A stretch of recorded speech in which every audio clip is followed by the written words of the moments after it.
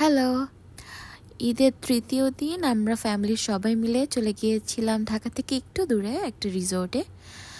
এখানে আমরা পথের মাঝখানে একটু ব্রেক নিয়ে নাস্তা করে নিচ্ছিলাম, যেহেতু সকালে আমরা একদমই খাওয়ার টাইম পাইনি।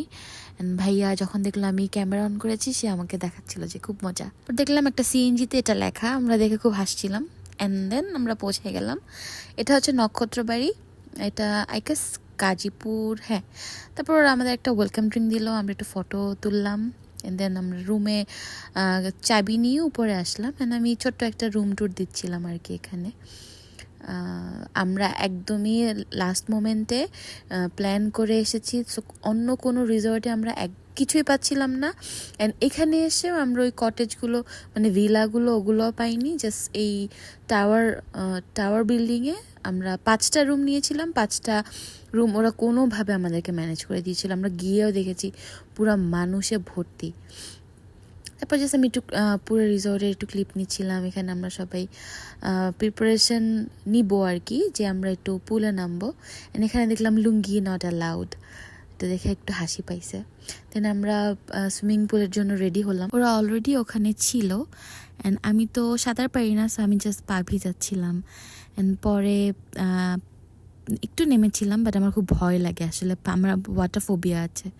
এখানে আম্মু বলছিল কেন নামছে না, অ্যান্ড আমার বোনও নামে না, আমি দেখি যে ও দোলনায় দোল খাচ্ছে। আর এটা হচ্ছে আমাদের হেল্পিং হ্যান্ড, ও দেখি খুব সুন্দর করে খুব এনজয় করছিল। পরে আমি একটু কোকাকোলা খেলাম, ফ্রেশ হলাম, অ্যান্ড খাবার খেতে আসছি। অ্যান্ড এটাই ছিল বিগ ডিসঅ্যাপয়েন্টমেন্ট, মানে একদমই 4-5টা আইটেম দিয়ে ওরা আমাদেরকে লাঞ্চ সার্ভ করেছে। তারপর একটু রেস্ট নিয়ে আমরা একটু ফটোশ্যুট ছবি টবি তোলার জন্য বের হয়েছিলাম। এখানে কিছু ভিডিও ক্লিপস আমি নিয়েছিলাম। এত সুন্দর, হ্যাঁ এত গরম ছিল, পিকচার তোলা খুবই ডিফিকাল্ট ছিল।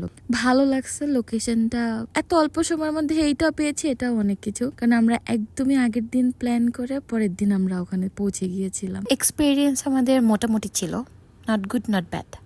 এটা হচ্ছে রাতে আমরা ঘুমাতে এসে দেখি রুমের মধ্যে টিকটিকি। আর আমার টিকটিকি খুবই ভয় লাগে। আমার হাজব্যান্ড এখানে টিকটিকির সাথে পুরো ফাইট করে ওকে রুমের মধ্যে নিয়ে আসছিল। পরদিন সকালে ঘুম থেকে উঠে ব্রেকফাস্ট করে আমরা অনেক ফটোস তুললাম, তারপর রওনা দিয়ে দিয়েছিলাম। এই তো, থ্যাংকস ফর ওয়াচিং, বাই।